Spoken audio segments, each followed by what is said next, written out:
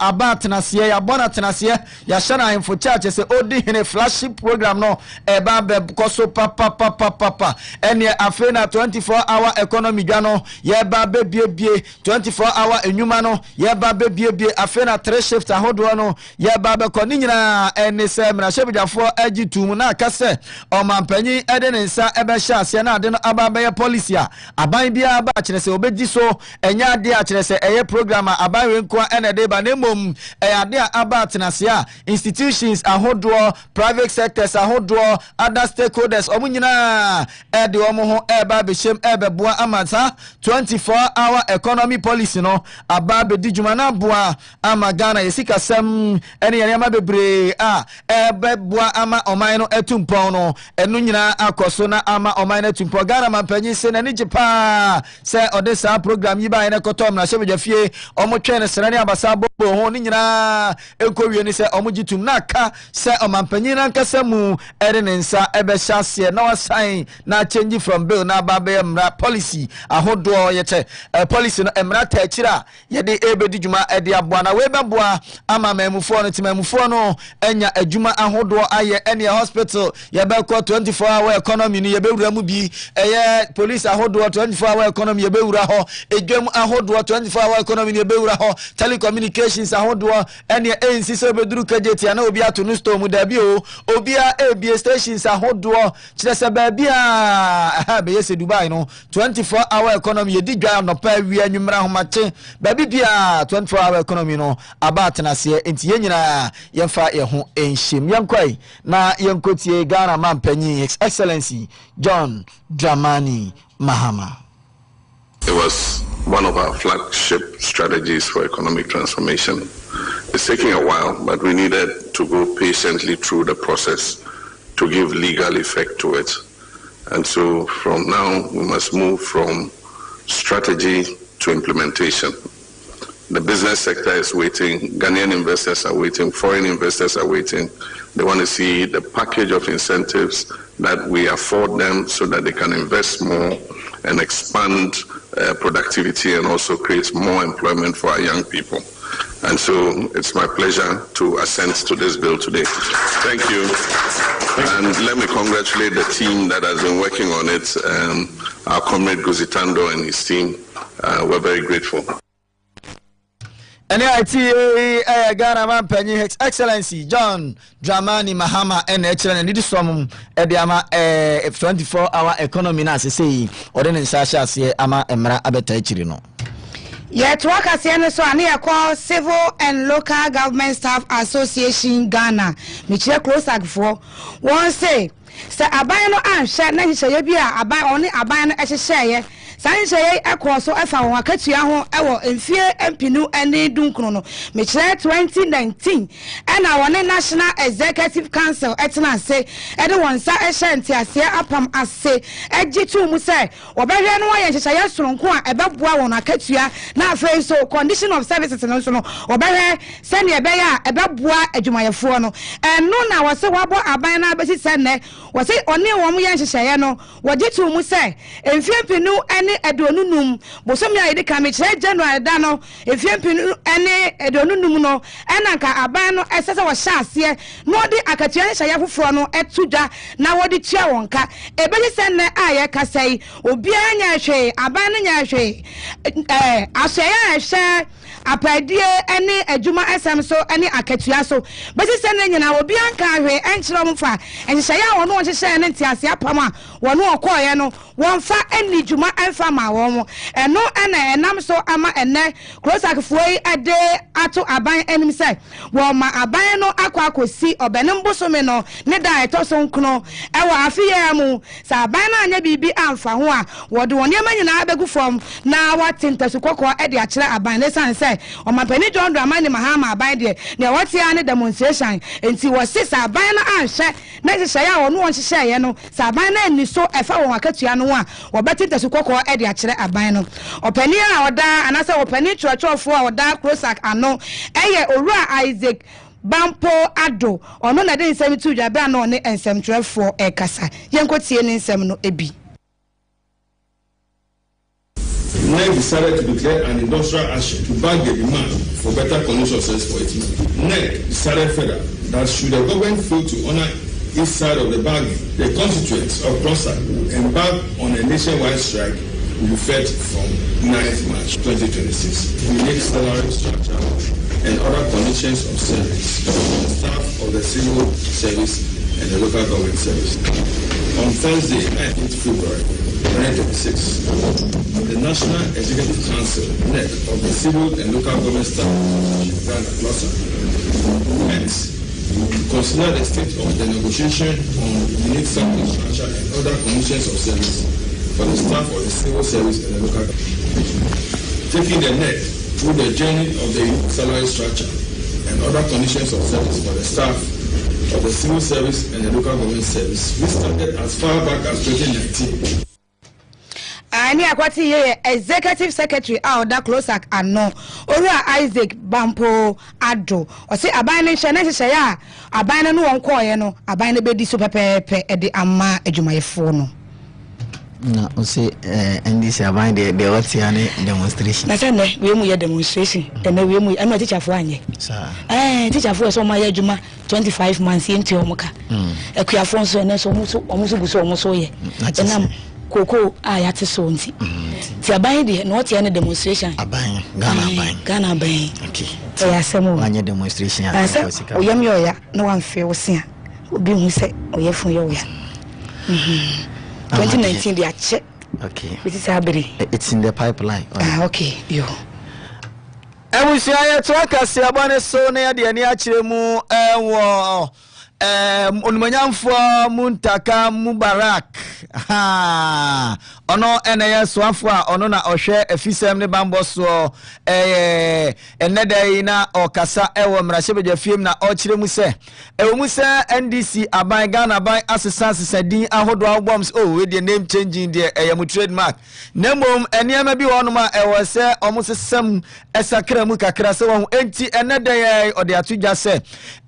National Investigation Bureau NIB no yes sir edino every NIB na yede akọ Bureau of National Intelligence BNI esanse Ghana ha ya wodi ba kwa ya ka NIB National Investment Bank enti se wo ka se NIB pe na oni akro na adwen atwe akosi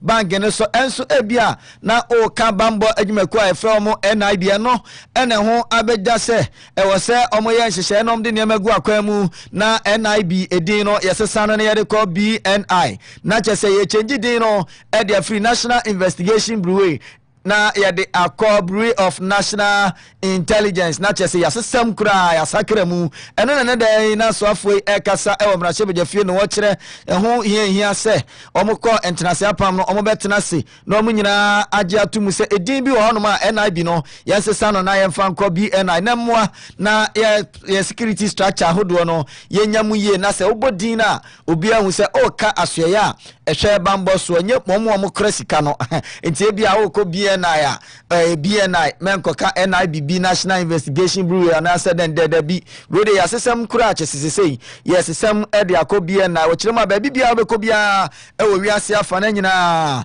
security agencies ahodo no yeka police de na ho yeka NIB de na ho yeka we na so Ghana ha de oka BNI NIB na chese oka bag no ene hia omo ekobenkrom no mu nyina age atum sesei de omo esesa edin no de free NIB amanako BNI yanko na yanko tie Muntaka Mubarak unimanyamfo. Everywhere in the world we make sure that the acronyms for the security agencies do not match any other thing, and in fact it is supported by law to make sure that nobody is able to name anything after an acronym of any of the security agencies. Unfortunately, we have a situation where when you say NIB, people are wondering whether you're talking about the bank or you're talking about the security agency. So, Mr. Speaker, one of the significant things that we are trying to do is to reintroduce the name BNI. But this time, even though the BNI of yesterday was Bureau of National Investigation, this BNI will still remain Bureau of National Intelligence.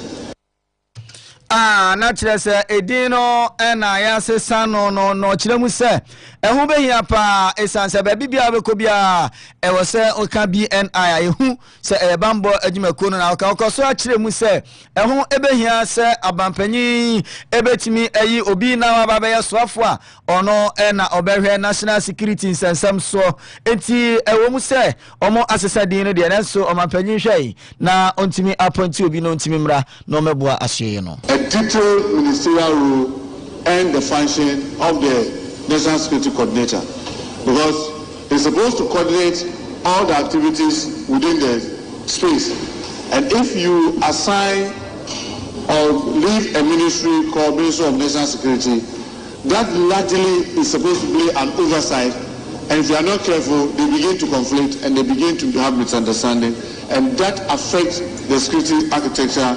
that we have in the country. So one of the things that we are trying to do is to keep this position as more or less of that of the president, and then he gets one of his ministers to play that oversight without the necessarily fine detailed designation of a minister for national security, so that as much as possible you try to avoid the conflict between the minister and the national security coordinator. Olwanyamfo Muhammad Muntaka Mubarak anusi ya pepepe ena dom kumanu banu dani osanyene Alexander afenyo makin so edibito so se ansha na we edementeme ho asibi ene nsensem bi abaye security ahodo nim natememfo no abenya so nsunsanso yenkwai na yenkoti Alexander afenyo makin. The memorandum before us does not provide any empirical evidence to suggest that Act 1030 has failed. It appears that this bill is more founded on partisan political interest than a national security interest for good governance. What is being proposed? So much power is being given to the coordinator. It is not clear how his powers are going to be fettered. And Mr. Speaker, my submission is that if you give such powers to the coordinator and you do not provide for a clear path of responsibility, accountability, and oversight, it becomes problematic to you yourself as a government. And when the rights of citizens are being abused, the man will come and tell you that in the name of national security, there will be the need for the minister to sit with us as a house, do further winnowing, and incorporate the major concerns raised by the minority on this floor. Dom kumano banu deni osahine afenyo makin unmunyamfo. Yet wakasi ene so anamede mu kokoko for akachi. When na any nsem say nsem abeto jadaja aye bobo hu ewo memu eye kokofo nsensem no eno enenam so ema won akoto kokwaton koko afimu ni nyina yesi bosome ba miensa enie aban no entua wonka eno nenam so ma enano aban no eye emergency cabinet meeting aban no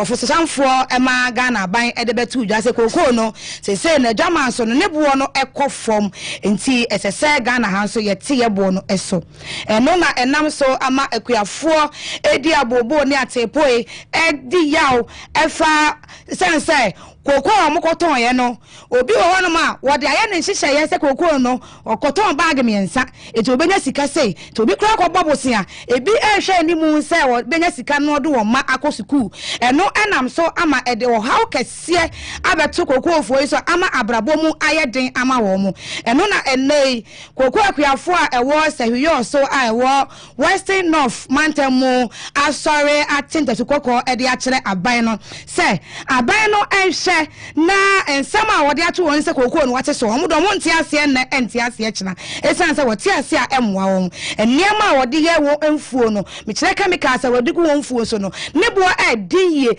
entia koba san so a won so ho be kire won wo masetena mu na afen so no aban na bra ndc aban ene omampani John Dramani Mahama aban no ebo ntoa no wo hye won bo se woba aban mu akoko no wo be tumu mo ho e de ama won enye sa bo hye no na aban no edi so no enti aban ni hye na bo hye na wo hye o bra ye beto aba no kan ma o gina so e de to aba no ma won no aban ni hye na aban no eni so yenkotie kokoko akuafo no ensem ni bi a wo de tu dwa no ebi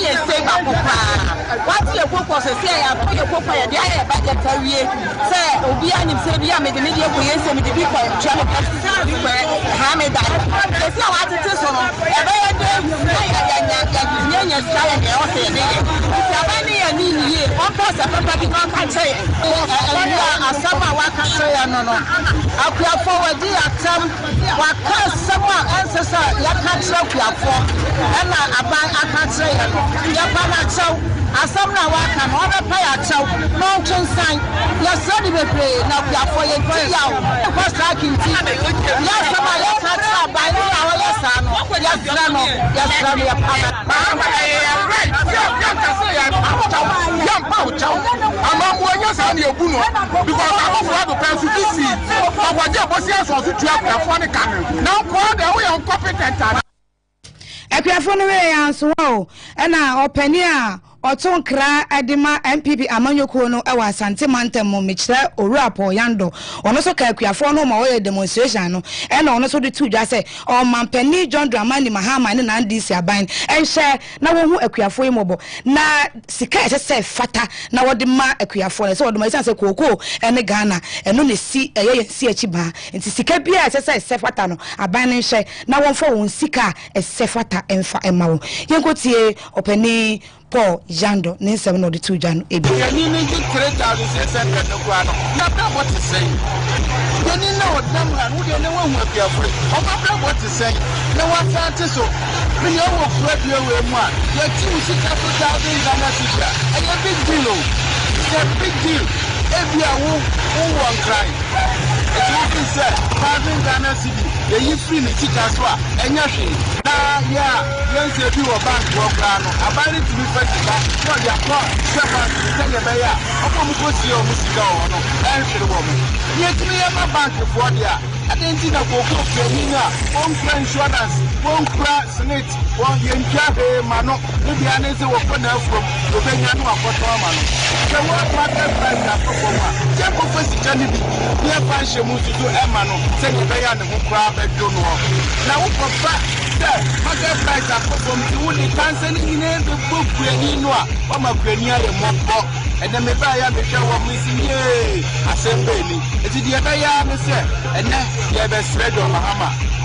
No, that the piano didn't start. See a panichow. Or the Coco Bob around the Abbey wants to be near the Manoa. 1 pound of free work. It's a pricey,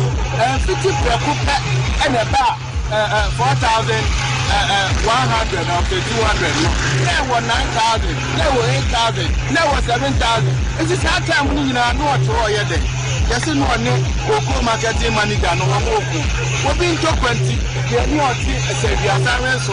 say we also or no one suffer what of will be or no be able. So, Mama, we have to sell. That is also say, we are also cocoa. So, Mama, who go Piania, who are there? They do not blame more public. What I said, your Mama won't told you, won't see like this. Who talk at your back, who did it back, and the annual baby eye at the brow, who their condition to lamp them, and to be now, you know. And then, I also have two different things. It is a show, baby, it's about you. From Sikka. Any equity ya santimanta mo penia or no na kasa na wotonkra edema NPP amanyuko ora Paul Jando. Abusha Sugusu Autie no Sikka Kase3 ewo Sikka 89.5 FM Kase3 so ya to Kase3 no so ya so ewo koko ekriafo ni koko board won sensemu na domkuma no a ewo mna shebeje fie no erebeto Ghana abaye ni se sesie ya koko ne bo no akofom amayete ekriafo Sikka so ne de nka adabra kanka Ghana abaye enye ne nka onkopa bosia bi ana onfa Sikka bi mfa nkoshe koko mu onfa nkoshe koko board dwumadie ni mu na nka Akriafo Sikka yete so no nkaya mo bail out ohu aban kofa Sikka bi mfiri baabi no fa nkoshem sene banga hudu ogu aban timidi Sikka koshem sene anwuma bi ekofom aban timidi Sikka koshem no enka koko abaya ade atemamufuo ene omamu ha ade ba kwa eboye ho bra pa ebo ama yenya Sikka hodo no enka aban moe na nka Akriafo no eho enha omna 1000 Ghana cedi awati Afri koko Sikka so no nka wonfa enka ho na nka aban na kasa enkopa bosia no wonfa meboa ema koko board adwuma no entumpo na koko Akriafo Sikka yate so no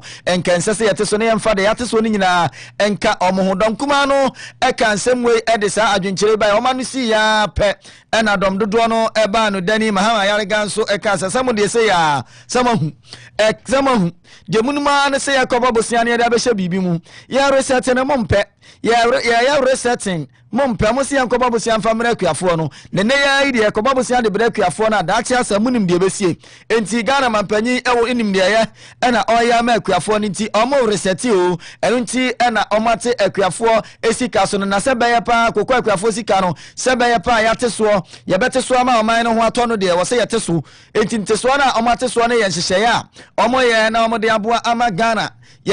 ye Sikka sam atumpon eno nti ena omate so na so omo kotam Sikka free baabi ede abase ne abandada na etwamu na adedan kwakufu ado na ban ebre so no bibi ketua bi obiti akokonu akra na makoba bosia covid na makoba bosia Russia Ukraine won makoba bosia kokofo won kire mo kakra bia na makoba bosia na mda behye mo se ya pa ya de Isaac Adongo o se ya pa ya de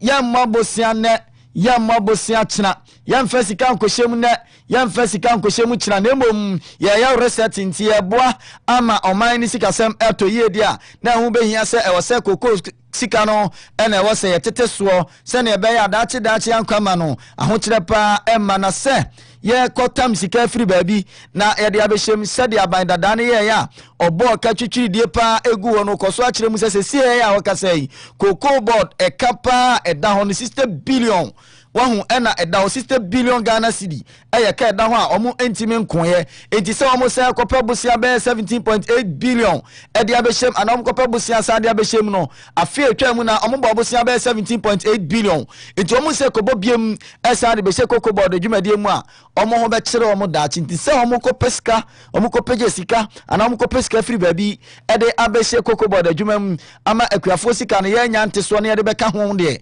omo nya krado se omo kwakoba busiano yankoi na yankotie Honorable Isaac Adongo. There have been talk about forward sales and why forward sales may be the reason for where we are today. At the start of 2025 to 2026 cocoa season, Cocoa Board had forward sold approximately 530,000 tons, representing about 82% of the projected 650,000 tons of cocoa at an achieved average FOB price near 7,200 per ton. Only 18% to 20% of the projected sales remain unexposed to the spot sales that we were trying to manage with the forward sales. We have gone ahead to sell over 786,000 to unsuspecting buyers who didn't know that we don't have the cocoa. Actual production was only 448,000, but we signed a contract to sell almost 786,000. So we defaulted on those arrangements. And when you default on your forward sales agreements, there are implications, financial implications for the country.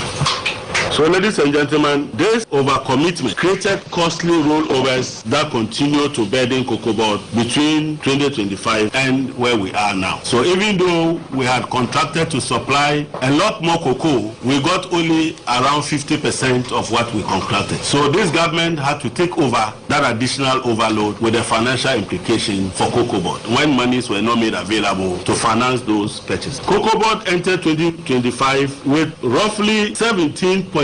billion in loans plus significant operational liabilities. So loans alone was about 17.8 billion by the beginning of 2025. And if you add this to other obligations, you will soon come to realize that at this point, Cocoa Board was bleeding with an exposure of over 60 billion Ghana. Certainly, that vehicle could not be sustainable and needed to be addressed. I just want to tell you something simple. You know, what is the name? If you have a basket in which you put water to drink and the bucket is leaking, do you fit the leak before you put water inside, or you continue to put the water inside hoping that some will be left for you to drink? You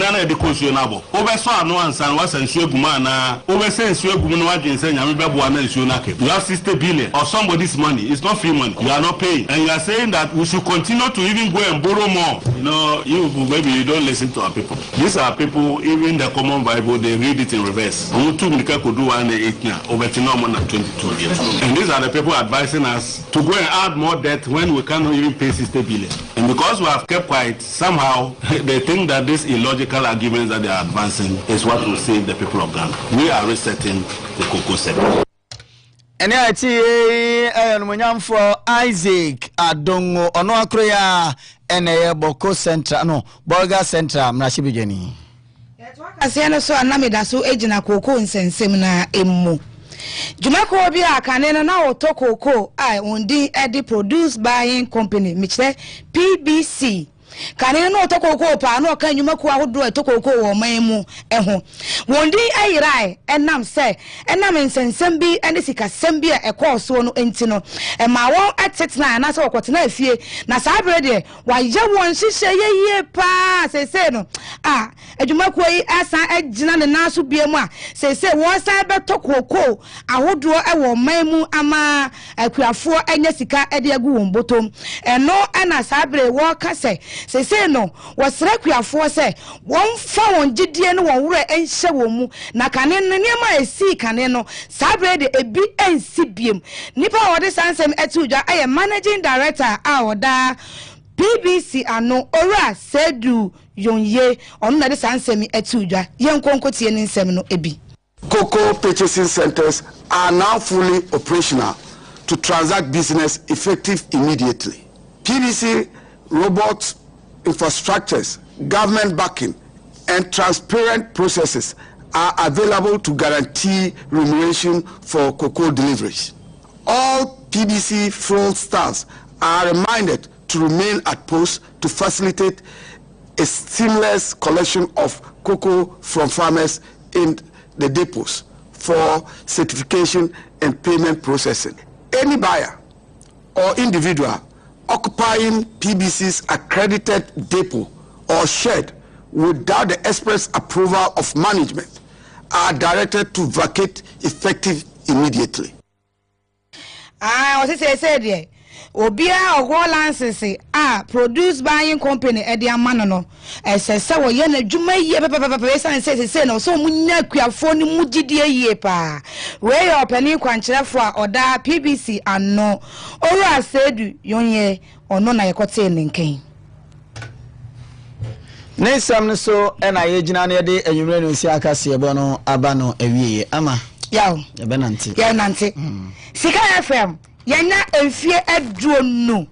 enti edwumadie chenchenche ya fitness work be hihye so nya we ni de kan yo we ni de to so nsia na we de sonko edamu fua che se we ye special enti eto nsa afre ankrankran fan club ahodoɔ keep free club ahodoɔ nsɔre ahodoɔ schools nnwumakuo ahodoɔ sɛ mo mɛka yɛn ho na yɛn nyinaa yɛ mmom 6 March 2026 dane ya fofida mo meka ye ho anopa no nsia pepepepe ni abade mu ya bobo anu ha ya Sikka FM ya bobo anu ha ya na ya hyenantie na se afekumase monten so ye be kwa de aba ba wie ewo ya bobo anu ha ni asan de aerobics no atoa so nti dwumakuo anankrankran a mo pese mo beka ye ho no mo betimi apusu ahomatrofo 0243 883210 0243883210 Samu pesa mo beso ya sene so a eno so betimi apusu ahomatrofo 0557337981 0557337981 munyina mo meka ye ho ne yemom na ye nante entene ya provision sa promden ho ehia pa ena yede kase bonisi aseda kase pa ebeko ede amayesamfo of Alasan okonje abo akura sanso ena nusum adwumayefo nyina kwame ofori abo aje sanso na mrantie nwaba mame efumwa kafna efidie mu ade oritichi mfidie ni fruma eye CU a oda bullet fashion ano sanso ena Black Calvin eye social media ono so ena ehwe so akinkan fo aje pene ye bekinkan ma mo eye me Nana yaw yeboa bema ba Argentina menimnya ama